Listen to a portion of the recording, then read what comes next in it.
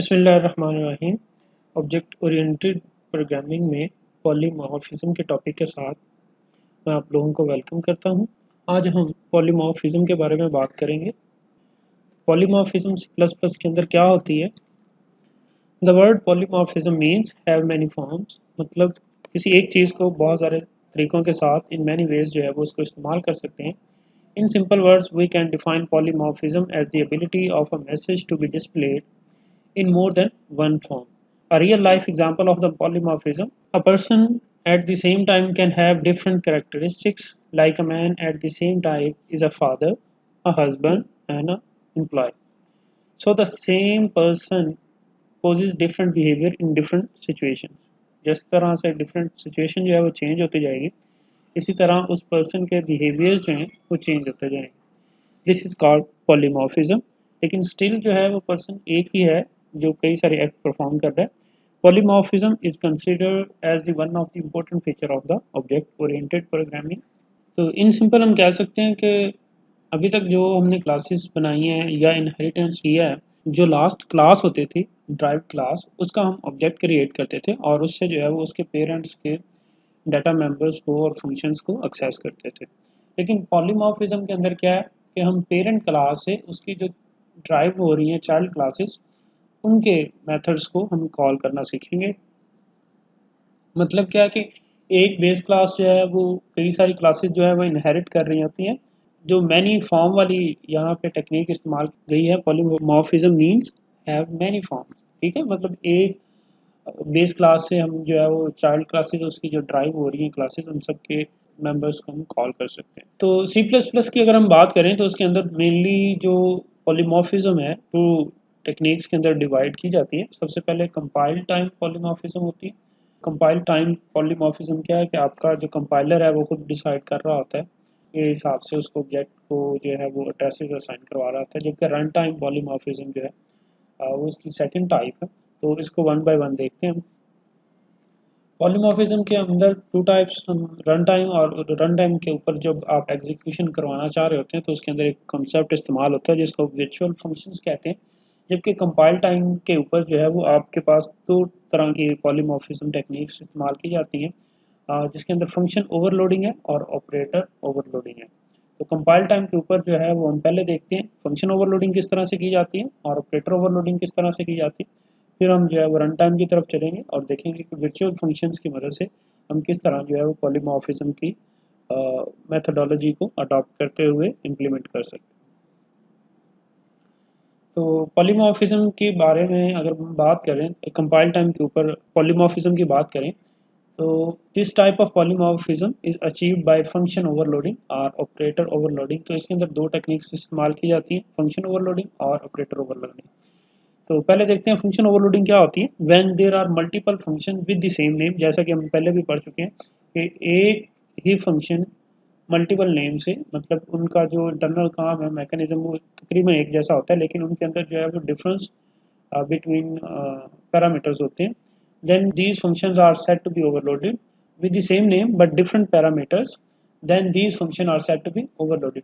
अब अगर हमारे पास एक ही क्लास के अंदर दो तीन फंक्शन है और उनका नाम सेम है, लेकिन उनके जो पैरामीटर्स हैं, जो उनके अंदर हम आर्गूमेंट्स पास करते हैं, वो डिफरेंट हैं, तो उसको हम ओवरलोडेड कहेंगे। Function can be overloaded by change in the number of arguments or and change in the type of argument. तो उनको दोनों तरीक़ों से अचीव किया जा सकता है। या तो आप नंबर ऑफ़ आर्गूमेंट्स जो है वो कम ज़्यादा कर सकते हैं, किसी में है 1 है, किसी दूसरे फंक्शन उसी सेम नेम से उसमें 2 आर्गूमेंट्स हैं, या फिर उनकी डेटा टाइप्स जो हैं वो चेंज हैं।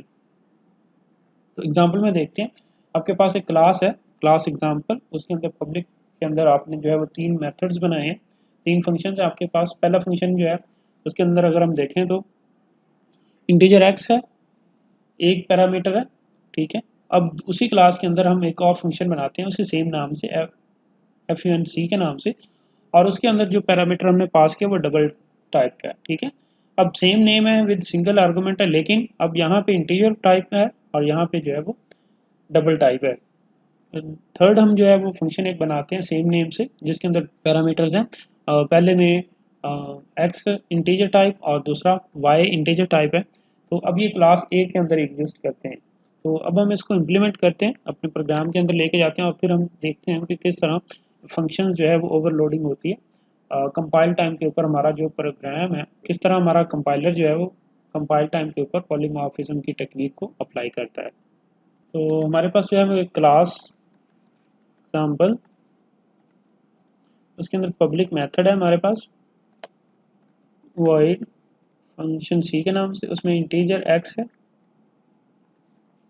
सी out value of the x is, cout value of the x is, और उसके बाद हम x की वैल्यू प्रिंट करेंगे, लाइन ड्रॉप करेंगे। इसी तरह हमारे पास जो है वो एक और फंक्शन है विद सेम नेम लेकिन different type of parameter. Data type भी इसमें सिंगल है, single variable, single argument parameter है लेकिन डिफरेंट इन डेटा टाइप। और इसी तरह हम जो है वो इसी नेम से एक और बनाएंगे, इंटीजर x और integer y। Value of x is display करने के बाद वैल्यू ऑफ y इज, उसके बाद हम जो है वो y की वैल्यू प्रिंट करेंगे और फिर जो है वो हम लाइन ड्रॉप कर देंगे। तो ये जो मेथड, क्लास और उसके जो फंक्शन है वो हमने लिख लिए हुए। अब नेक्स्ट जो है वो बात करते हैं, ऑब्जेक्ट क्रिएट करेंगे हम एग्जांपल का, और उसके ऊपर जो है वो पहली बार जो है फंक्शन रन करेंगे by using value of integer, फिर डबल और फिर 2 टाइम जो है वो इंटीजर पास करेंगे। अब देखें यहाँ पे फंक्शन का नेम सेम है क्योंकि हमने डेफिनेशन के अंदर भी सेम लिखा है, तो हमारा कंपाइलर खुद ब खुद जो है वो इन चीज़ों को जो है वो इस तरह से। तो अब हम जो है वो इस एग्जांपल, इस मेन फंक्शन को जो है वो फंक्शन कॉल करवाते हैं और देखते हैं ये किस तरह से पॉलीमॉर्फिज्म की टेक्निक जो है हमारे सिस्टम जो है वो रन टाइम के ऊपर कंपाइलर इसको किस तरह से एग्जीक्यूट करवाता है। तो सबसे पहले हम एग्जांपल क्लास का एक ऑब्जेक्ट क्रिएट करेंगे विच इज़ ई और समथिंग ओबीजे, जो भी आप नाम रखना चाहें वो रख सकते हैं, बस यूनिक होना चाहिए, उस नेम से पहले कोई और इंस्टांस ऑब्जेक्ट या वेरिएबल नहीं होना चाहिए, इधर वो किसी भी टाइप का हो। तो यहाँ पे थोड़ा सा सिंटैक्स एरर है, उसको ठीक कर लेते हैं, सी आउट, ठीक है। उसके बाद हम जो ऑब्जेक्ट क्रिएट किया ओबीजे, उसके जो फंक्शन कॉल करेंगे सिंपल वाली पहली वाली, ठीक है, उसके अंदर हम integer data type with parameter, ठीक है। उसके बाद इसी फंक्शन को सेम नेम से कॉल करेंगे लेकिन डेटा टाइप डबल देंगे इस टाइम, और फिर जो है वो थर्ड टाइम इसको यूज़ करेंगे और 35,68, ठीक है, समथिंग कुछ भी हो सकता है इंटीजर टाइप की। तो अब हम देखते हैं कि हमारा कंपाइलर किस तरह इसको जो है वो हैंडल करता है। अब देखें तो आपके पास जो है value of x is 35, function 1 जो है 23 लाइन के ऊपर वो एग्जीक्यूट हुआ। उसके बाद ऑटोमेटिकली उसने डिटेक्ट किया कि मेरे पास जो वैल्यू आ रही है वो सिंगल आर्गूमेंट है लेकिन डबल है, तो उसने ऑटोमेटिकली जो फंक्शन कॉल किया वो डबल पैरामीटराइज वाला फंक्शन कॉल किया, और उसके बाद हमने 2 पैरामीटर पास किए एक्स और वाई। तो हमारा जो कंपाइलर है उसने ऑटोमेटिकली अंडरस्टैंड किया और थर्ड वाला जो फंक्शन है उसको उसने कॉल करवाया। इसकी मदद से जो है हम पॉलीमॉर्फिज्म टेक्निक जो है उसके अंदर कंपाइल टाइम के ऊपर जो है वो फंक्शन ओवरलोडिंग को हैंडल किया है हमने। तो आपकी स्क्रीन के ऊपर आउटपुट लाइक दिस, अगर आप इस तरह की वैल्यूज देते हैं तो आपके पास ये आउटपुट आएगी। तो in the above example a single function name function c act differently in 3 different situations which is property of polymorphism. Next हमारे पास थोड़ी सी कॉम्प्लेक्स एग्जांपल है, पॉलीमॉर्फिज्म के अंदर जो है वो कंपाइल टाइम के ऊपर ऑपरेटर ओवरलोडिंग कैसे की जाती है। ऑपरेटर्स क्या होते हैं आपको पता है, प्लस माइनस मल्टीप्लिकेशन डिवीजन वगैरह, ये आपके ऑपरेटर्स हैं। तो क्या हम इनको ओवरलोड कर सकते हैं या इन सिंपल, अगर हम बात करें सिंपल के, तो हम कहते हैं जी, अब हम इसको रीड आउट करते हैं और साथ साथ देखते हैं इसके एग्जांपल को। C plus plus also provide option to overload operators. अब प्लस माइनस वगैरह जो है उनको ओवरलोड करने की भी फैसिलिटी हमें सी प्लस प्लस प्रोवाइड करता है। For example we can make the operators plus for string class to concatenate two string. अब ये जो प्लस ऑपरेटर है अगर हम दोनों तरफ इनके स्ट्रिंग रख देते हैं तो ये स्ट्रिंग को कंकैटिनेट कर देता है, मतलब स्ट्रिंग प्लस नहीं करता। प्लस का मतलब वहाँ पे होगा कि left side of the string और राइट साइड जो स्ट्रिंग्स हैं उन दोनों को जो है वो कंकैटिनेट मतलब जोड़ देगा आपस में। We know that this is the addition operator वो task is to add two operands, और इसका काम जो है वो टू ऑपरेंड्स को इकट्ठा करना है, जोड़ना है, ऐड अप करना है। So a single operator plus when placed between integer operators, और जब ये प्लस जो है वो इंटीजर ऑपरेटर्स के दरमियान में आता है, add them and when placed between string operands, और तब जब अगर हमें इसको स्ट्रिंग में लिख देते हैं तो वो इसको कंकैटिनेट कर देते हैं। तो इन सिंपल कहने का मकसद क्या है कि प्लस ऑपरेटर अगर आप mathematically integer types data types को देते हैं तो वो उन दो नंबर्स को ऐड अप कर देता है। अगर आप स्ट्रिंग डेटा टाइप को देते हैं तो वो उसको कंकैटिनेट कर देता है। तो अब हम अगर एक ऑब्जेक्ट को दूसरे ऑब्जेक्ट के साथ जो है वो ऐड अप करना चाह रहे हैं तो उसको हम क्या करेंगे, मतलब प्लस के साइन को ओवरलोड करना पड़ेगा हमें, ठीक है, कि हम ऑपरेटर प्लस जो है उसको ओवरलोड कर सकें। तो इसकी एग्जांपल देखते हैं। स्क्रीन के ऊपर आपके पास जो है वो एक क्लास बनी हुई है जिसका नाम कॉम्प्लेक्स है। उसके अंदर दो प्राइवेट डाटा मेंबर्स हैं, एक रियल और एक इमेज के नाम से। इन सिंपल इसको कह लें रियल नंबर और इमेजिनरी नंबर, ठीक है। मतलब एक ओरिजिनल नंबर होगा और एक आप इमेजिनरी कोई भी नंबर देंगे। तो फिर हमने पब्लिक के अंदर तीन मेथड्स लिखे हैं, तीन फंक्शन लिखे हैं। पहला फंक्शन जो है वो हमारा पैरामीटराइज कंस्ट्रक्टर है जिसके अंदर हम रियल और इमेजिनरी वेरिएबल जो हैं हमारे डाटा मेंबर्स हैं उनको वैल्यूज असाइन करवाएंगे लाइक दिस। और फिर हम जो है वो दूसरा एक और फंक्शन क्रिएट करेंगे विच इज़ ऑपरेटर प्लस, ठीक है। लेकिन ये भी जो है इसकी जो डेटा टाइप रिटर्न टाइप होगी वो कम्प्लेक्स मतलब क्लास के नाम की होगी। तो एक्चुअल में ये हमें एक पूरी की पूरी क्लास का जो इंस्टांस है वो रिटर्न कर रहा होगा। तो ऑपरेटर, उसके बाद ऑपरेटर कौन सा जिसको हम ओवरलोड कर रहे हैं वो प्लस है। उसके बाद हम एक ऑब्जेक्ट जो है वो रेफरेंस के तौर पे पास करेंगे इस फंक्शन को, और एक जो है वो उसके बाद हम बॉडी के अंदर आएंगे तो बॉडी के अंदर हम एक ऑब्जेक्ट क्रिएट कराएंगे उस same class which is R S, और फिर आर एस डॉट रियल मतलब उसके रियल जो डाटा मेंबर है आर एस ऑब्जेक्ट को उसको असाइन करवाएंगे रियल नंबर जो ओरिजिनल नंबर हमारे पास है, और जो इमेजिनरी नंबर हमें रन टाइम के ऊपर हम पास कर रहे होंगे आर्गूमेंट के तौर पे लाइक ओबीजे के अंदर, उन दोनों को ऐड अप करेंगे और रियल के अंदर स्टोर करवा देंगे। इसी तरह हमारे पास जो है वो इमेजिनरी नंबर जो होगा उसके पास जो लास्ट हमारे पास ऑब्जेक्ट क्रिएट करते वक्त इमेजिनरी नंबर था, और साथ में जो है वो नए जो ऑब्जेक्ट हमने क्रिएट करते वक्त ऑब्जेक्ट पास किया है उसका जो डाटा मेंबर इमेज है उन दोनों को ऐड अप किया जाएगा, और रिसोर्स कॉम्प्लेक्स के जो डाटा मेंबर है उसको साइन करवाने के बाद पूरे ऑब्जेक्ट को जो है वो रिटर्न करवा दिया जाएगा। और थर्ड फंक्शन के अंदर जो है हमारे पास प्रिंट है सी आउट रियल और इमेजिनरी नंबर को हम देखेंगे कि किस तरह जो है वो एक रियल और नंबर ओरिजिनल नंबर को ऐड अप करने के बाद उसके बाद हमारे पास क्या रिजल्ट्स आते हैं। तो इसको एग्जांपल के अंदर देखते हैं, प्रैक्टिकली करते हैं और फिर इसको अंडरस्टैंड करने की कोशिश करते हैं। तो नेक्स्ट सपोज कर लें जी आपके पास क्लास है कॉम्प्लेक्स। तो आपके पास जो है प्राइवेट दो डाटा मेंबर है विच इज़ इंटीजर रियल है और इमेजिनरी नंबर है। मतलब आपके पास दो वेरिएबल्स होंगे of same data type integer. फिर हम पब्लिक के अंदर कॉम्प्लेक्स उसका कंस्ट्रक्टर बनाएंगे जिसके अंदर हम दो नंबर लेके आएंगे इंटीजर रियल और इंटीजर आई, और फिर हम जो है वो हमारे जो वेरिएबल है रियल उसको आर की वैल्यू असाइन करवा देंगे और इमेज को आई की वैल्यू असाइन करवा देंगे, ठीक है। अब इसका एक ऑब्जेक्ट क्रिएट करते हैं, ऑब्जेक्ट कॉम्प्लेक्स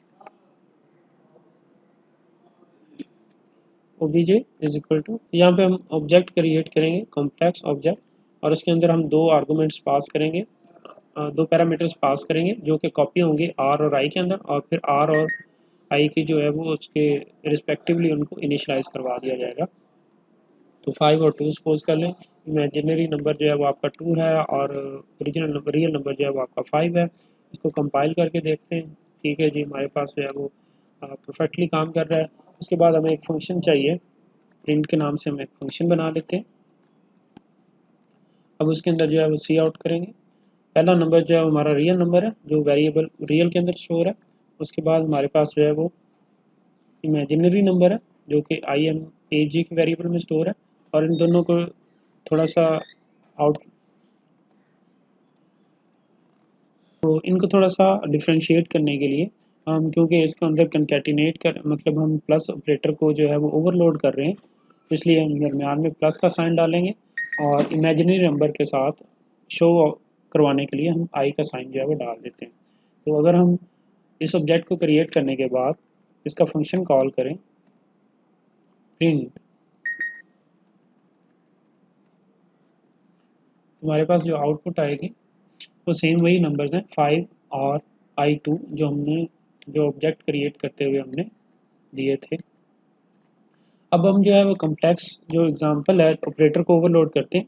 तो सबसे पहले फंक्शन को डिफाइन करने के लिए हमारे पास रिटर्न टाइप होती है, जो कि क्योंकि हमें इसी जो ऑब्जेक्ट क्रिएट कर रहे हैं इसी टाइप का हमें इसी क्लास के जो है वो ऑब्जेक्ट चाहिए, तो इसलिए हम same name of the class जो है वो रिटर्न टाइप रखेंगे। उसके बाद हम ऑपरेटर का कीवर्ड इस्तेमाल करेंगे और कौन से ऑपरेटर को हम ओवरराइट कर रहे हैं, दैट इज़ प्लस साइन। तो उसके बाद जो है वो हम पैरेंथेसिस डालेंगे और बॉडी बनाएंगे। अब पैरेंथेसिस के अंदर जो है वो हमने पैरामीटर्स पास करने होते हैं, तो हमें किस टाइप का पैरामीटर चाहिए, सेम इसी टाइप क्लास का पैरामीटर चाहिए। तो कम्प्लेक्स एंड साइन ओबीजे जो भी हम ऑब्जेक्ट पास करेंगे, तो ऑब्जेक्ट जो है वो हमारा प्लस साइन के अंदर जो है वो कॉपी होने के बाद हम जो है वो उसको ओरिजिनल रियल नंबर और इमेजिनरी नंबर जो होंगे उनके साथ ऐड अप करेंगे।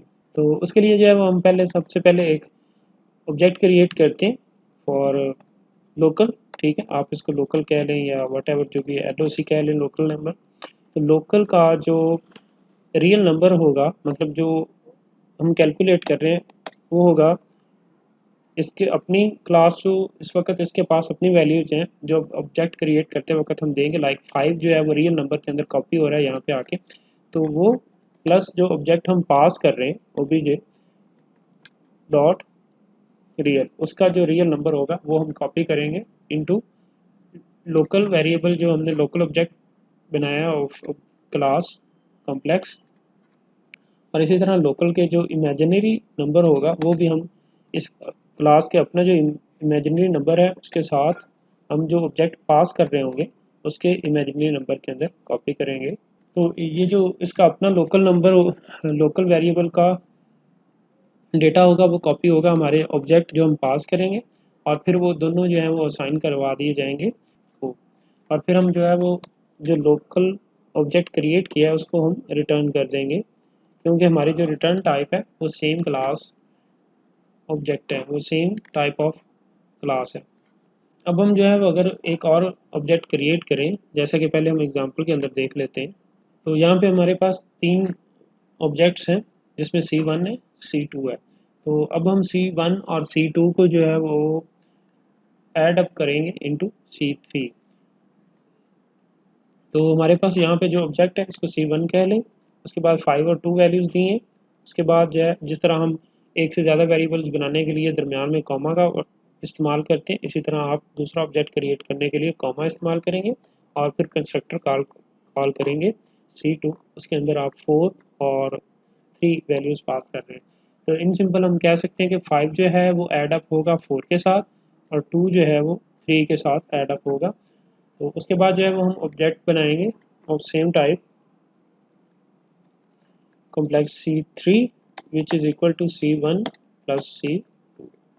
तो यहाँ पे हम क्या करेंगे, जो कंस्ट्रक्टर के बाय डिफ़ॉल्ट पैरामीटराइज कंस्ट्रक्टर को जो हम वैल्यूज़ पास करेंगे वो वैल्यूज़ असाइन होंगी हमारे रियल और इमेजिनरी नंबर के अंदर, और इसी तरह C2 की जो पैरामीटर्स हम पास करें वो पैरामीटराइज कंस्ट्रक्टर से होते हुए हमारे डाटा मेंबर्स को असाइन हो जाएंगे। फिर हम क्या करेंगे, C1 और C2 के जो ऑब्जेक्ट्स हैं उनके जो वैल्यूज़ हैं वो हम एक दूसरे के साथ ऐड अप करेंगे बाय द ऑपरेटर ओवरलोडिंग, यहाँ पे जैसे हमने इस एग्जांपल के अंदर ये फंक्शन बनाते वक्त किया, और फिर वो हमें एक कॉम्प्लेक्स सेम डेटा टाइप जो है वो रिटर्न करेगा which is complex of same class. तो वो जो है वो हम असाइन करवा देंगे C3 को। तो अगर हम C3 के ऊपर अब ऑब्जेक्ट के ऊपर प्रिंट का फंक्शन कॉल करें, तो अब हम रिजल्ट्स देखते हैं। तो 5 ऐड होना चाहिए 4 के साथ और 2 ऐड होना चाहिए 3 के साथ। तो आउटपुट में हम आपकी स्क्रीन के ऊपर नज़र आ रहा होगा 9 प्लस I5। तो 9 कैसे 9 कैसे बना, 5 और 4 को जो है वो एड अप हुए, और उसके बाद जो 5 है वो 2 और 3 जो है वो एड अप हुए। अब दरमियान में हमने आउटपुट को डिस्प्ले करवाने के लिए यहाँ पे आपके दरमियान में कंकैटिनेट की थी स्ट्रिंग विच इज़ प्लस आई, ठीक है। तो ये कंकैटिनेट हो जाएगी, पहले आपका रियल नंबर आएगा, उसके बाद प्लस आई कंकैटिनेट होगा, और फिर इमेजिनरी नंबर जो आपका होगा वो आपको डिस्प्ले होगा। तो इस तरह हमने प्लस ऑपरेटर जो कि मैथमेटिक्स के अंदर दो नंबर्स को एड अप करता है, जब हम स्ट्रिंग डेटा टाइप देते हैं तो उनको कंकैटिनेट करता है, और इस तरह जो है वो हमने पॉलीमॉर्फिज्म की टेक्निक को इस्तेमाल करते हुए सी प्लस प्लस के अंदर दो ऑब्जेक्ट्स को जो है वो कंकैटिनेट किया, एक दूसरे की वैल्यूज़ जो हैं वो प्लस करने के बाद जो है वो हमने रिटर्न करवाई हैं। तो एक्चुअल में यहाँ पे C1 और C2 के दरमियान में जो प्लस ऑपरेटर है, ये एक्चुअल में एक फंक्शन है जिसको हमने खुद डिफ़ाइन किया है, और वो हमारी डेफिनेशन को इस्तेमाल करते हुए उन वैल्यूज़ को जो है वो एड अप करता है, और फिर जो है वो जो रिटर्न हो रही होती है हमें वैल्यूज़, कॉम्प्लेक्स ऑब्जेक्ट रिटर्न हो रहा होता है ऑफ टाइप कॉम्प्लेक्स, उसको हम C3 को असाइन करवा देते हैं, और जब C3 के ऊपर जो है वो फंक्शन कॉल की जाती है, क्योंकि अब वो C1 और C2 के जो ऑब्जेक्ट्स के डेटा मेंबर्स हैं उनको ऐड अप करके हमें रिजल्ट्स दे रहा होता है, तो जिसको हमने अभी स्क्रीन के ऊपर देखा है। तो आज के लिए इतना ही, इंशाल्लाह नेक्स्ट क्लास के अंदर हम पॉलीमॉर्फिज्म को रन टाइम के ऊपर देखेंगे कि किस तरह रन टाइम के ऊपर हम पॉलीमॉर्फिज्म की टेक्निक को इस्तेमाल कर सकते हैं।